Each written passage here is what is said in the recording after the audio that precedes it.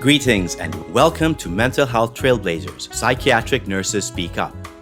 I am your host, Indrias Kassaye, and you are listening to Season 2 of the SAMHSA Minority Fellowship Program at the American Nurses Association's podcast, where we spotlight MFP fellows and alumni and their pioneering work to improve health outcomes for marginalized communities.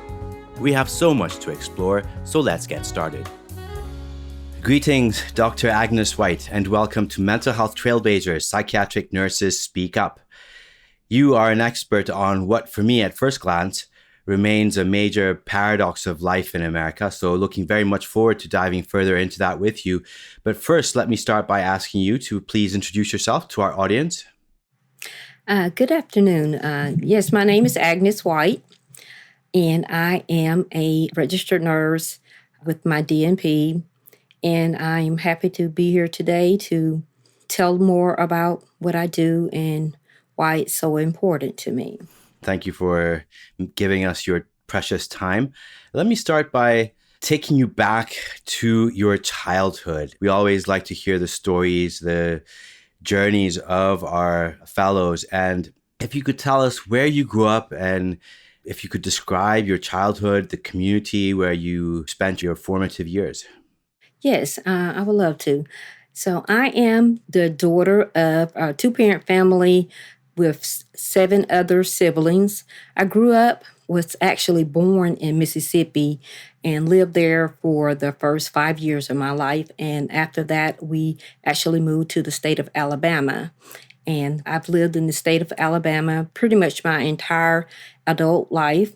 My mother, she was a factory worker, worked as a seamstress until she retired. And my dad worked at a shipbuilding plant. They were basically your average individual. Both did not have a high school education. They pretty much went to the age of maybe 12 or 13, whatever, middle school. And that was their formal education, nothing further than that. So I grew up in the environment where we were raised on the importance of education. We were raised on making sure that we knew how to treat others, treat everyone in our community. And it was basically your average family, I would say, not having a whole lot, but having enough to make sure that we had what we needed. Was that typical of people in the community and people your parents' generation not to have completed high school? Yes, basically, my mother, she's also from a large family. There was 7 or 8 of those. I believe there was one that passed away.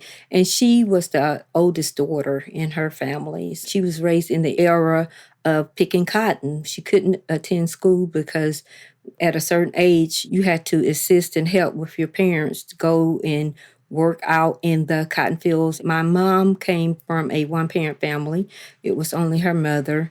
And being the oldest daughter, she had to take on a lot of responsibilities, making sure that her siblings had what they needed and making sure that the household had what it needed as well. Well, you mentioned that you now have your doctorate in nursing practice. How were your parents able to break out of that situation where, people didn't have the opportunity to go to school because they had to help with the family? I would say that my mother and my father, even though they did not have that high school education or they didn't have the education level that they wanted their children to have, it was something that was always instilled in us, that they taught us. They taught us the importance of education. They taught us the importance of being able to make a living for yourself. So it was something that was instilled into us from early years. I have 7 other siblings, and every one of my sisters and brothers completed high school.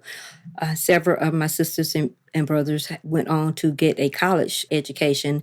With myself, even though I'm not the oldest, I'm kind of in the middle. I share that along with a twin sister. I'm actually the first of my siblings to get a college degree. I remember just sitting talking with my mom in the evenings, and she always talked about wanting to complete her high school education, and it was something that was dear and near to her that she didn't get to do. And so she stressed the importance of it, and it was just something that made me want to even go further and to complete that. How did your family react when you got your college degree? Well, I would say both my parents, my father, he was my biggest cheerleader. My mother, oh my God, she was so inspirational. I know every graduation that we've had, even my siblings and I, my parents were there. My mother was at my high school graduation. I graduated with my LPN. My mother was there. She was there for my bachelor's degree, her and my dad, and my master's degree. Unfortunately, as I completed my DNP, she was not able to be there, but they were able to see it virtually, but not able to be there in person. But I feel like my mom and dad has been my backbone.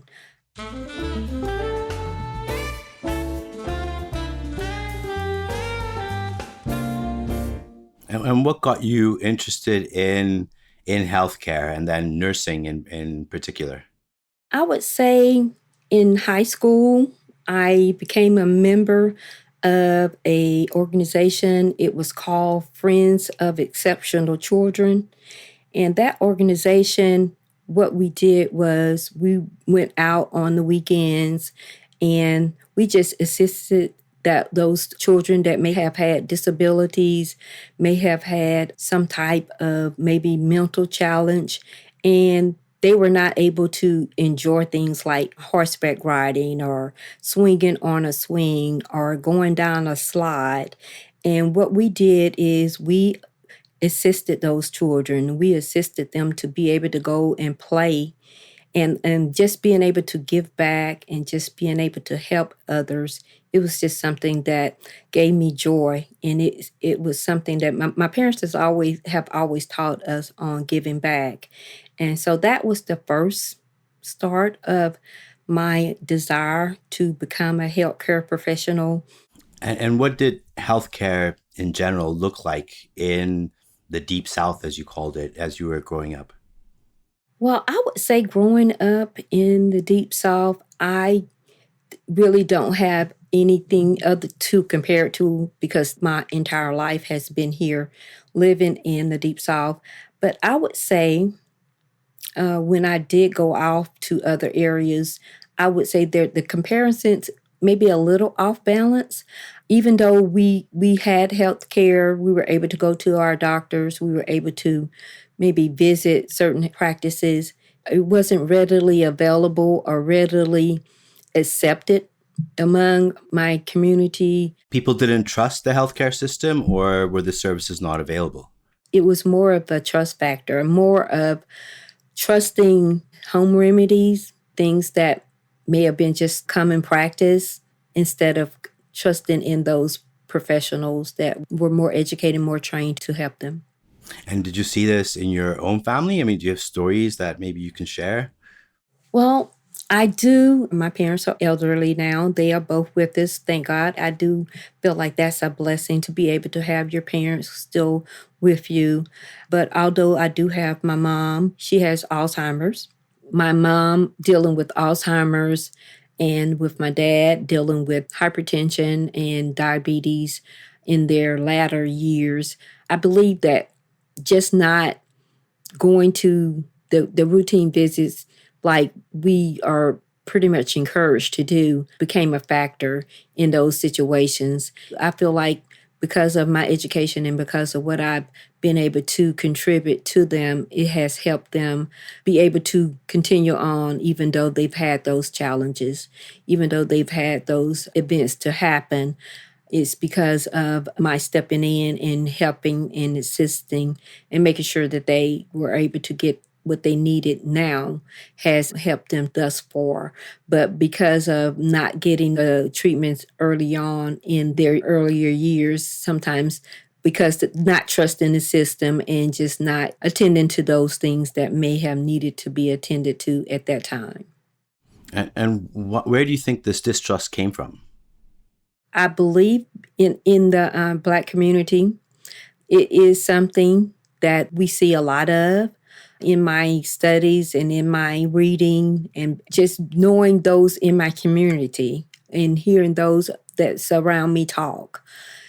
And of course, we all know about what happened in Tuskegee. And I believe that it contributes a lot to the distrust that our African American community we hold. We feel like there's always someone that's not telling us exactly what may be true. And it causes distrust and it causes hesitation when you're needing to go to the doctor. It's because of those factors, knowing what happened before. Even though people may think that that's not a big issue, it still is a big issue in our community. And so people still will mention, for example, Tuskegee by name and give that as a reason for not wanting to go to a healthcare provider? Absolutely. Wow. Absolutely. To 2022, you still hear it. And does it make a difference if the healthcare provider is also Black or, person of color? That has definitely helped. That has been one of my other reasons for wanting to be a health educator and someone to bring awareness to issues that we have as an African American community, is because sometimes when you are able to talk with those individuals and you're able to tell them things that you may have experienced, or just maybe just hearing it from someone that looks like them, that speaks like them, that part of their community, I have seen what that has made a difference.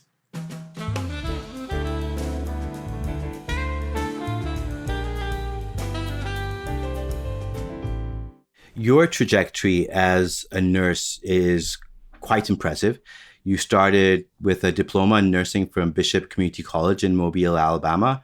And recently, I believe it was last year, you completed your doctorate of nursing practice in leadership and administration from Walden University. And right now, you're working on securing your psychiatric mental health nurse practitioner certificate. How have you been able to do it? What kept you motivated?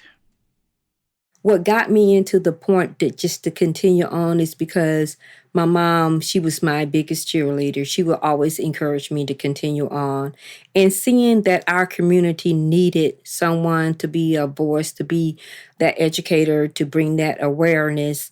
And I felt like if I continue on and just become more versed in what I was doing as far as a healthcare professional, it would help my community. It would help those that really, really needed the help, which is my community that I see that we really need that. Why have you chosen to focus on psychiatric mental health as a specific practice? I started out in maternal health, and also in maternal health, I saw the need where there's several mothers that have issues with depression. They have issues with substance abuse while pregnant and not able to know how to adjust the day-to-day responsibilities of caring for a child.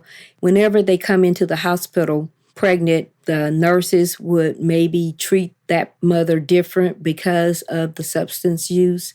And sometimes when they treat them different, then the mother, they start shying away. They may miss appointments.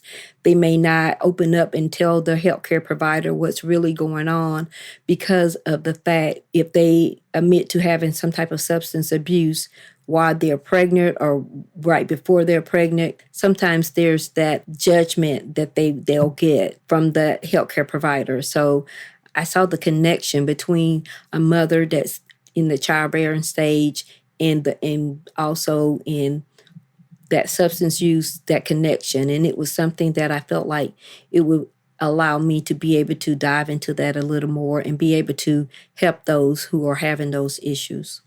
You're providing me a great segue into the next area that I want to dive into, the paradox that I mentioned earlier. So we'll take a short little break right now. And when we come back, we will dig deeper. You are listening to Mental Health Trailblazers, Psychiatric Nurses Speak Up, brought to you by the SAMHSA Minority Fellowship Program at the American Nurses Association. The stigma about mental health or substance abuse issues is particularly prevalent in underrepresented racial and ethnic groups. One way to overcome that stigma is to recruit more nurses from all underrepresented communities into these fields, so that they can focus on eliminating stigma about mental illness and substance use through their leadership in research, practice, education, and policy development. Receiving treatment from someone with a similar background builds trust that can lead to better outcomes. The SAMHSA Minority Fellowship Program at the American Nurses Association is actively engaged in identifying and supporting nursing students seeking graduate degrees in psychiatric mental health nursing. Visit emfp.org to learn more.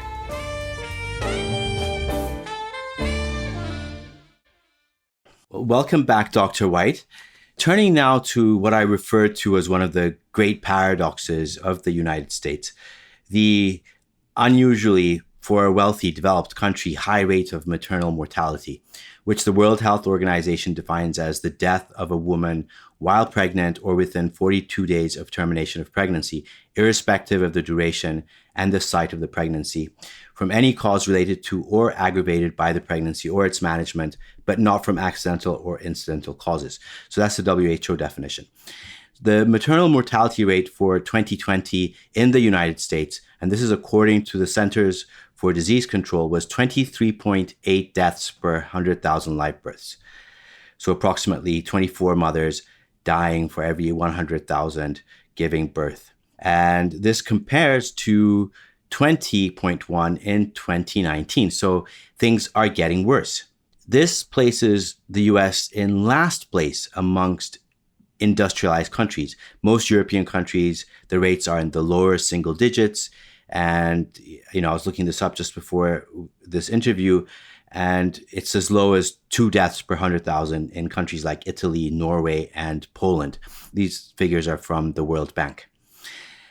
And what is also quite shocking and for us really concerning is when the CDC breaks down these numbers by race. In 2020, the maternal mortality rate for non-Hispanic Black women was 55.3 deaths per 100,000.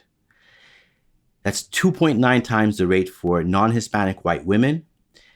And it's shocking. Rates for non-Hispanic Black women were significantly higher than rates for non-Hispanic white and Hispanic women.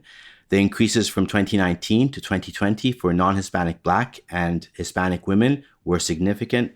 The observed increase from 2019 to 2020 for non-Hispanic white women was not significant.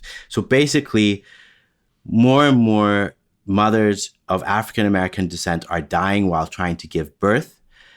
And this is the leading cause for the continually deteriorating numbers for the United States as a whole. What is going on here, Dr. White? I'm hoping you can help us make some sense of these figures and what they mean in terms of the real life experiences of African American women.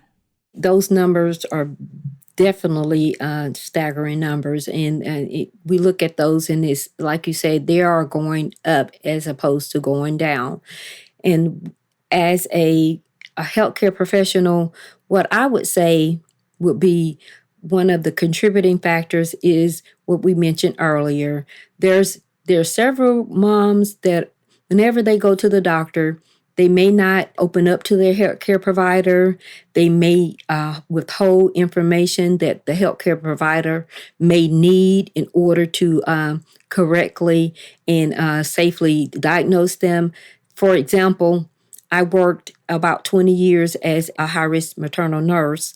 And working as a high-risk maternal nurse, we dealt with several issues that you would see: high blood pressure, diabetes, sickle cell for our African American community, and for and other diseases. But when you have a mom that may not know that she needs to monitor that blood pressure very closely, or she may just contribute that blood pressure to be something that's okay because auntie may have told her or a sister may have told her, oh, that's okay if you have a slight headache.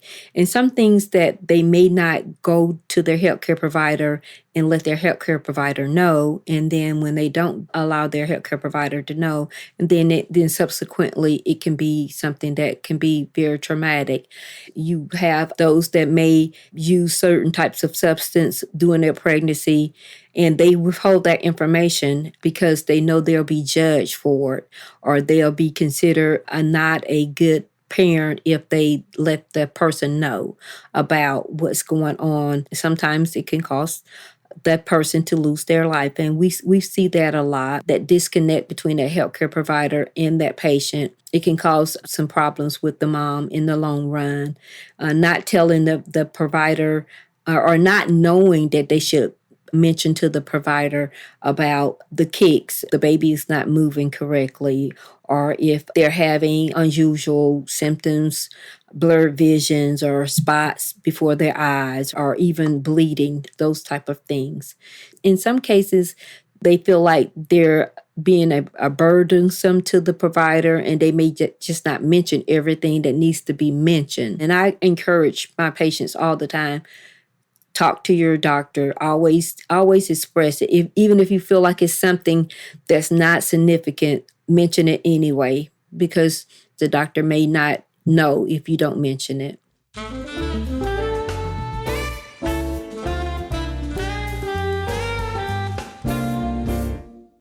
It's a bit strange for me because we've known about this. The healthcare community has known about this. The government has known about these disparities, if you will, these inequities, and that, African American women have these higher rates of maternal mortality. It's not new information. And despite knowing that, the required, whether it's culturally appropriate care or, these interventions that you were mentioning now, which seem very simple and make very good sense, they're not being put into practice because, as we just mentioned, the numbers are getting worse. And this is happening, again, in the wealthiest country in the world. How do you explain that? And how does that make you feel as an African American woman? And I'm glad you mentioned that because I have sat on roundtable discussions, summits, panel discussions, and it's great to talk about, but it's not going to change if we do not take action. I feel like my duty as a African American nurse, it is my duty, and I try to inspire other nurses as well. The organizations that I am a part of, we have to be that voice, and we have to help train other nurses, and we have to help our community because it's okay to talk about, but we don't want to. I myself personally, and this is what I tell, as well as being a bedside nurse, I have been a faculty member of community college where I taught with my students. And that's my main thing, is to be that person to bring awareness so that after you finish caring for your patient, they come away from that experience being more aware of what's going on, to be more empowered to take care of themselves, and help, hopefully, that they will use that information and spread it to others. Tell me more about your research in this area. Your DMP project looked into educational strategies for healthcare providers of postpartum women with substance use disorder. So what kind of interventions came out of that study? And if you could explain to us how it works and how successful it's been to improve the health outcomes for mothers and children. Yes. Basically, I did my research to educate the healthcare provider, because if you have a mother that admits to having substance use doing right before pregnancy or even while they are pregnant, there's an attitude and there's a stigma from that. My focus was on the staff nurses and those that care for the mother, not really looking at the doctor, but looking at those nurses and just the way that they would treat that patient because they felt like that patient did things that they shouldn't have done. And we all know that even if you are taking any type of medication that's not prescribed by your physician, that it could be harmful to you and it could be harmful to your infant, your baby.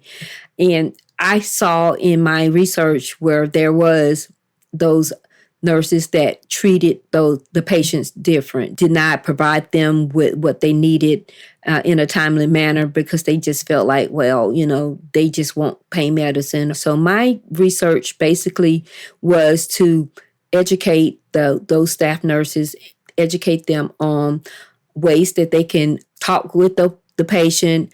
Maybe they can address the patient in a different manner. Just making them aware that even though those mothers may have used substance during their pregnancy or before, that they still needed the proper care. They still needed to know about how to care for that infant, because we as healthcare providers, we're not sure why they may decided to use those substances, but it's not for us to judge them for that. Our main concern is to make sure that the birth is a healthy birth, that there's a healthy outcome for mother and baby. In my case, providing statements that they can use to talk with those mothers in a positive way.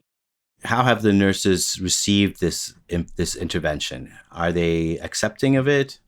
I found out once I gave the information to those nurses, they could tell the difference when they would address that mother differently, if they did not put their feelings, when they just used those statements that were just generalized, that there was a better outcome. The patient opened up. The patient was more receptive to making sure that they did what they needed to do once they went home, as far as to try to get treatment so that they could better themselves and allow themselves to be more healthier. So there were positive results. And right now there's that push for the doula, and I'm not sure if you're familiar with that, where they're pushing the educating of doulas. And doulas are someone that can be that one-on-one person with a pregnant person, then pretty much be there and help educate and help make sure that they are addressing everything that needs to be addressed. Yeah, we definitely need to throw everything that's in the toolkit at this one, because yes, it is really outrageous that this is happening and continues to happen, and that it's getting worse.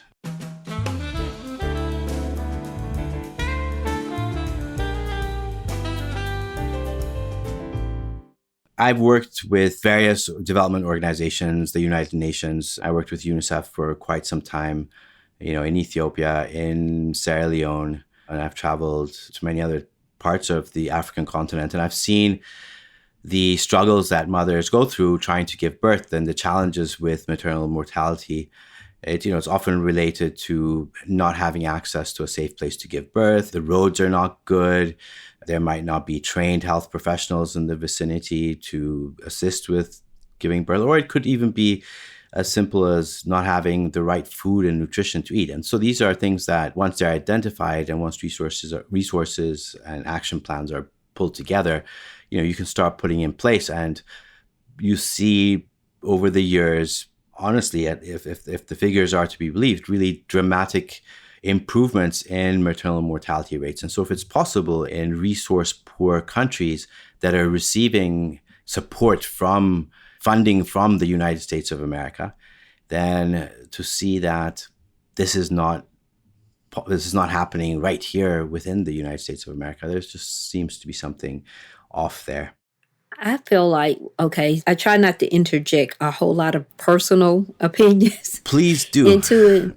You want me to? Well, yes. Personally, in the South right now, and I'm not sure how it looks everywhere else, but right here in the South, our OB providers are very minimal. It's like the older providers are retiring, and then there's not any younger ones coming along. And for a while, we had nurse practitioners. Women's health nurse practitioners. And that's basically the main one that would work with an OP provider. Well, the doctors didn't want the the nurse practitioners. They fought them. They fought the practitioners. They did not want those women health practitioners. They really, really fought against them. And it's taken I would say that within the last 10 years, they're slowly starting to allow them to come into their office, but they fought. They fought our practitioners. They felt like the practitioners were taking their jobs. Mm-hmm. And really what they were doing was they were becoming a part, they were becoming an extension of our doctors. Like I said, I've been in maternal OB. I've been in OB for over 20 years. And all of the doctors that I knew, most of them have retired or either some have passed on. And there's just not a whole lot of new ones coming up. So I don't know if the ones that are here doing the care for our mothers, they're just overwhelmed, they're tired, they're missing things. It's a nationwide, as far as the United States, there's basically, the numbers are staggering everywhere. They're seeing a lot of this. And like you say, I'm not sure why the numbers are increasing, but they are. And I think there's a call. Everyone wants to see something happen, but we can talk about what we want to happen, but someone has to go and come out and let's do some action for real. So that's just my personal opinion. Yeah, no, absolutely. And that's your opinion is based on what you're seeing. So it's not, it's not a random observation. It's based on being in the trenches and seeing what's happening and seeing what's in the community. So it's yes, an informed opinion, which deserves, I think, to be listened to. And that is sad that there is this pushback against practitioners that can make a difference for mothers. So yeah, and on that note, let's take a short little break and we will be right back. You are listening to Season 2 of Mental Health Trailblazers, Psychiatric Nurses Speak Up, showcasing the inspiring journeys of emerging nurse scientists addressing the unmet substance use, psychiatric mental health challenges facing marginalized communities in America today. The SAMHSA Minority Fellowship Program at the American Nurses Association is a federally funded program granting fellowship awards to nurses of all underrepresented racial and ethnic groups who are pursuing either a master's or a doctoral degree in psychiatric mental health nursing. To learn more about this program and how to apply, visit emfp.org.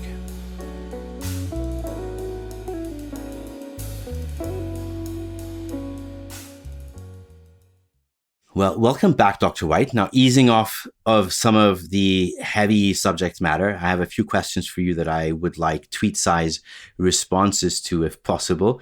So let's start with something very, very, very light and festive. What is your favorite holiday and why? Oh, my favorite holiday would be 4th of July. Well, any holiday that's centered around barbecue. Okay. I love to do the grilling outside and going outside and just enjoying the grilling and hopefully some splashing in some cool water. And is there a special secret Dr. Agnes White barbecue recipe? It is. I do. I mix quite a few things I mix in there. I kind of put a little everything in there. Mm-hmm. I was doing all the flavors of barbecue before you saw them on the shelf. I was doing the hickory. I was doing the brown sugar, the honey, a little splash of lemon, mm-hmm. and I put a little Coca-Cola. Okay, you're making me hungry right now. Let me. I need to come and visit and celebrate with you. Definitely. And how did you celebrate Juneteenth?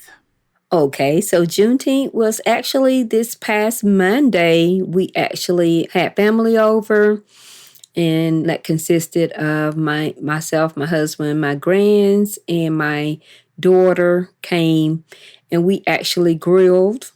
We grilled on the grill, and we also did some deep frying. We deep fried some fish and shrimp as well, and just Nice. enjoyed being home together, and it was a relaxing day. Didn't do much other than that. Over the weekend, I did participate in some Juneteenth event for our local city. And why is Juneteenth special for you? Juneteenth, because we contribute that to the actual time that we as African Americans, we were considered truly free. Even though for years, we always felt like it was July 4th. But now that we know better, we do better. So now Juneteenth is considered our Independence Day. It is the day that we celebrate as a community to truly say that we gain our independence. How many years have you been celebrating Juneteenth? Actually, just to be honest, I have just recently began celebrating Juneteenth. As I mentioned before, July 4th was our day. So Juneteenth has become dear to me within the last 5 years. Okay. And then your favorite activity for de-stressing, because I'm sure working in healthcare, especially psychiatric mental health care, can be quite stressful. I would say my most favorite thing is just to unwind. I like to watch movie series. And if I would just have a day to myself, I could sit and watch an entire series in a cool environment with a nice cool drink. And what's the most recent series that you binged on? Oh, the most recent one, I'm re-watching the Mission Impossible series. For some reason, I like that type of espionage type of events. Okay, and then talking about movies in Hollywood, if some famous producer, Oprah Winfrey, came down and said she wants to make a movie about your life, which actor would you choose to play you? Oh, I would love for Viola Davis to play me. Okay. Why Viola Davis?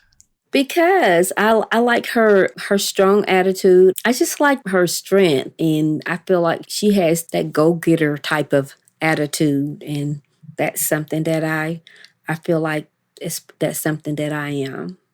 Okay. Yeah, okay. Good choice. And finally, we are now hopefully coming to the end of COVID, even though there's now talk of like other diseases cropping up that are spreading all over the world. But anyway, we are hopefully ending the COVID pandemic. How will you celebrate when it is no longer considered a pandemic? Well, I would say just being able to travel. I would love to do some major traveling. I have not gone out the country since COVID. What's on your bucket list? Right now, I would like to go to Africa. And it's a trip that I looked at before and then decided not to go until COVID is completely off the radar. It's something that I have not done, but I would love to go. Good. Well, I think we all have our fingers crossed for a swift end to this epidemic and also to cheaper flights so that we can all start traveling again. And that's definitely has to happen. If not, we'll be staying at home. Absolutely. Okay. And we will be right back.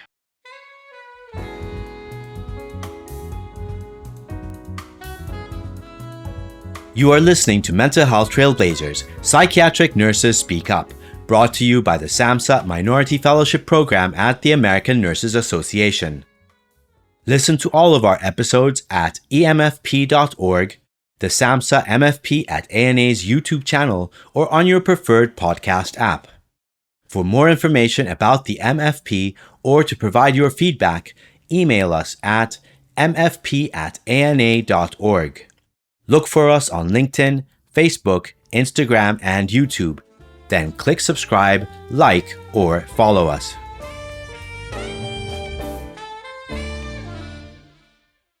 So turning now, Dr. Agnes White, to your experience with the Minority Fellowship Program, could you tell me how you first heard about the MFP?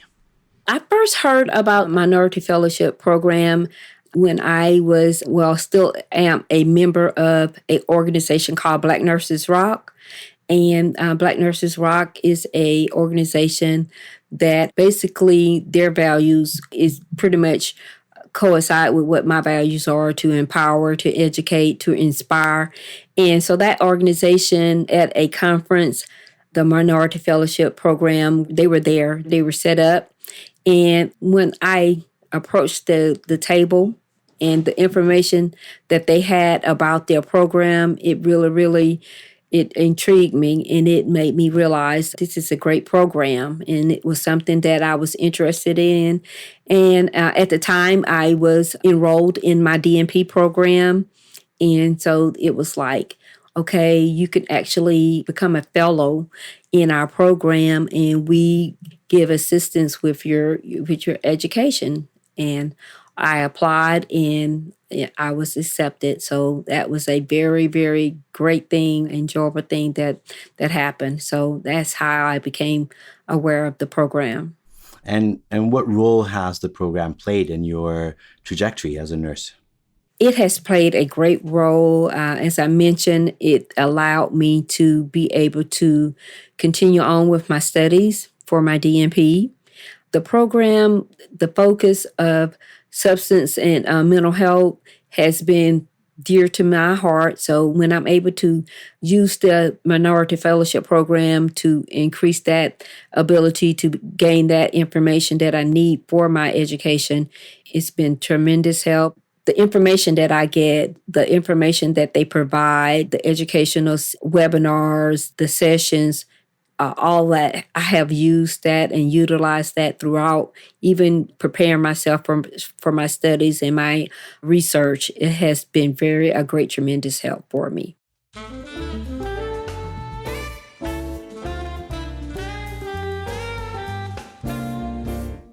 To wrap things up, looking back on your life as a whole and going back to your roots in Mississippi, growing up in Alabama, the challenges that you've overcome, including the amount of time that it took for you to finish your DNP, all of the things that you achieved.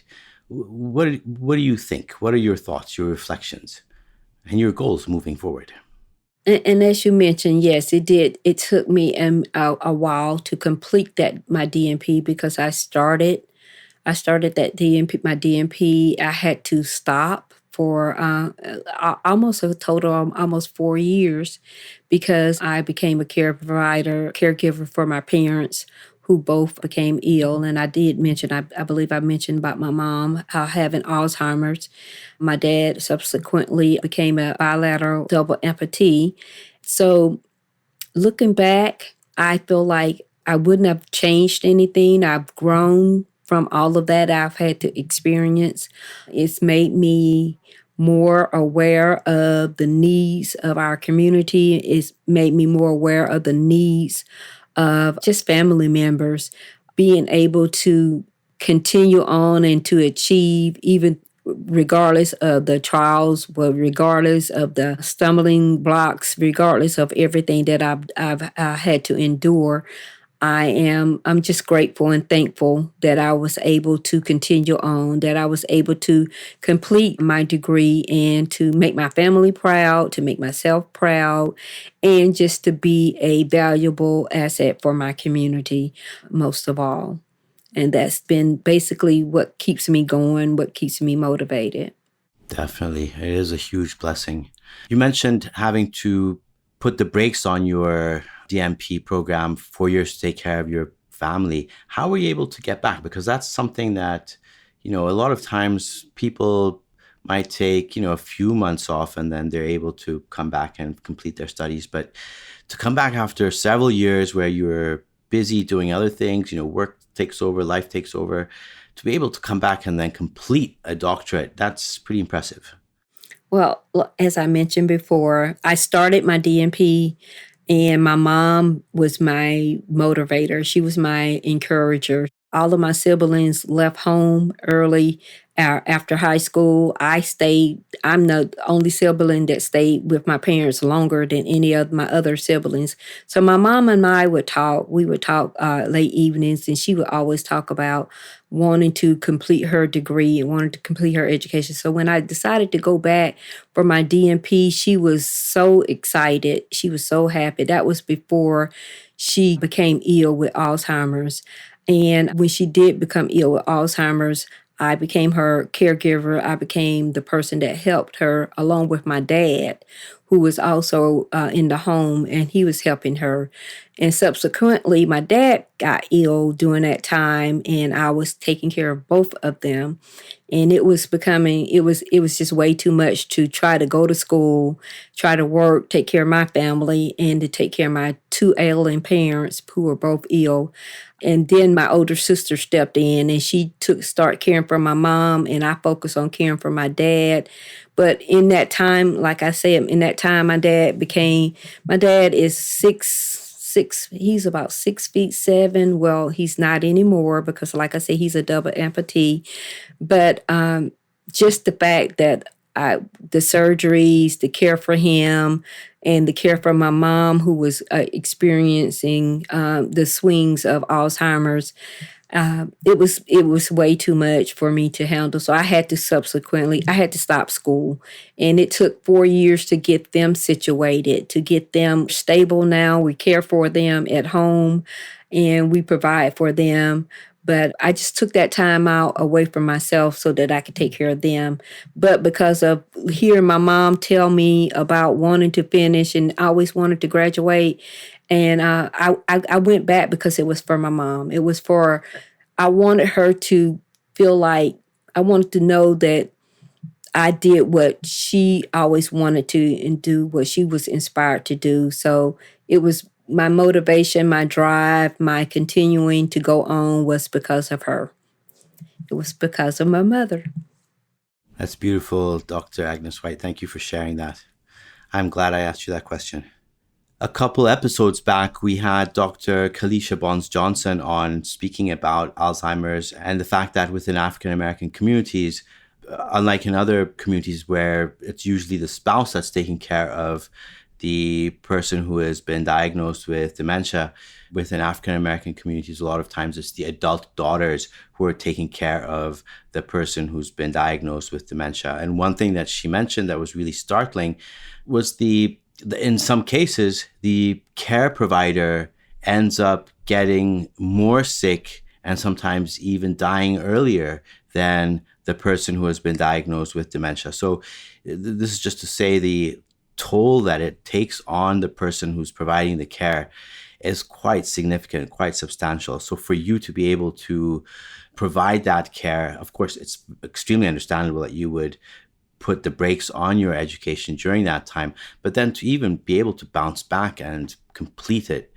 what a strong person you are and what an incredible mother you must have as well. And we wish you well. Thank you. And definitely because of my love for healthcare and just wanting to see a difference made in our community. That's my driving force. That's my driving force. We salute you. Thank you very much, Dr. White. Thank you. And that does it for this episode of Mental Health Trailblazers, Psychiatric Nurses Speak Up.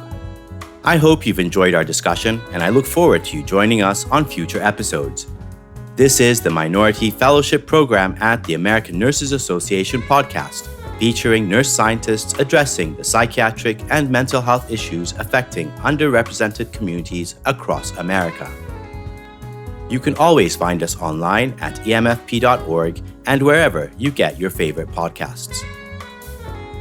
The views expressed by the speakers and host do not necessarily reflect the official policies of the Department of Health and Human Services, nor does mention of trade names, commercial practices, or organizations imply endorsement by the U.S. government.